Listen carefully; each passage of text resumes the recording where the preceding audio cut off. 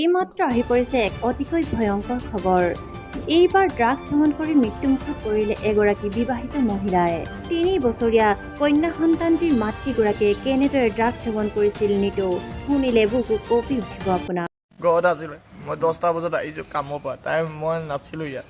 তাৰপিছত মই আহিছোঁ কামত তাই গাঁৱতে থাকিম মই কৈছোঁ গাঁৱত থাকিব নালাগে তই ইয়ালৈ আহি যা। কি নাম হয়?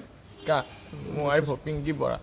তাই মানে গাঁৱত থাকে গাঁৱত কেম্পাছ মই ধুনীয়াকৈ আহি কলবা চলবা বনাই দিলোঁ বনাই দিওঁতে মই কৈছোঁ তই নগাঁৱত থাক তাত থাকিব নালাগে মই খৰচা দিম আহি ঔষধ পাতি কৰিম বুলি কৈছোঁ 2000 টকা ঔষধো কৈছোঁ ঔষধ নেখায় তাই তাত থাকি শিকিলে মোৰ লগত কাজিয়া তাৰপিছত কাজিয়া নকৰিবি তোৰ ধাৰটোখিনি আহি পেলাই ধাৰো মাৰিছোঁ 2 লাখ টকা ধাৰ আছিল ধাৰ চাৰ মাৰিছোঁ মাৰ পিছত আজি কি হ'ল 10টা বজাত মই আহিছোঁ আহি মোৰ লগত ভাত চাতো খাইছে খাই পেলাই তাৰপিছত শুইছে ল'ৰাটোও শুইছে তাৰপিছত মুখৰ পৰা অট'মেটিক ফেন ওলাই যায় পিছত 108ক ফোন মাৰিছোঁ এনেকৈ উশাহ লৈ আছে 108ক ফোন মাৰিছোঁ তাৰপিছত এইখিনি আৰু এতিয়া যি ইয়াত ঢুকাইছে তাতে মই ক'লোঁ 10 মানুহজনক কি হৈছে তাৰপিছত মই একো চাই গম পোৱা নাই চিভিলত গৈয়ে এজনী আগৰ পৰা ড্ৰাগছ খায়?